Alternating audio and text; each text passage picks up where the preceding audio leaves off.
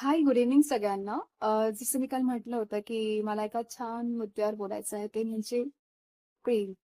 प्रेम जडलं की त्यात सौंदर्य दिसतं आणि नडलं की तेच त्रासदायक ठरतं. तर प्रेम हे कधी, कुणावर, का, कसं, कशासाठी आणि कितीदा होईल, याचं गणितच नाही मांडता येत. संत कबीर म्हणतात, "ढाई अक्र प्रेम का पढे सो पंडित होय." पण हे खरंच ढाई अक्षर इतके सोपे असतात का हो? नाही. प्रेम हे भुरळ घालणारं असतं, दमछाक करणारं असतं. तरी हवंहवंसं असतो.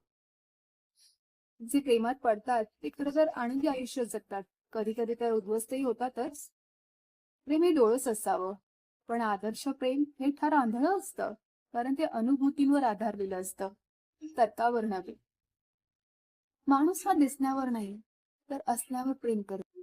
ते म्हणजे जसे एखादं बाळ आजी-आजोबांच्या सुकलेल्या गालांवर ओठ टेकवून प्रेम करतं तसं.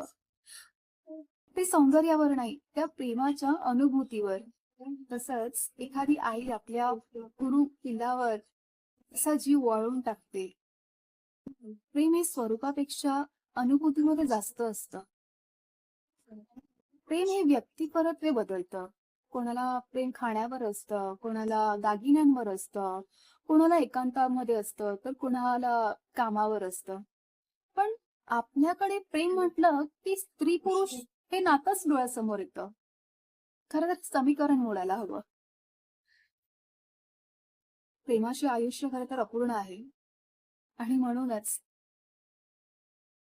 प्रेमात पडलेली माणसं सतत सकारात्मक विचार करत असतात. म्हणूनच प्रेम जडवून द्या. प्रेमात कधीच कोणाचा वापर किंवा विरोध करून ते नडू नका. कारण प्रेम जडलं की त्यात सौंदर्य दिसतं आणि प्रेम नडलं की ते बाधायला लागतं. प्रेमात नडलेला आणि प्रेमात पडलेला माणूस लगेच ओळखता येतो. इतकं संवेदनशील असतं प्रेम. प्रेम हे व्यक्तिपरत्वे, कशावर असावं, हे भलेही वेगवेगळं असू देत. पण प्रेम हे तिथेच होतं जिथे असतं.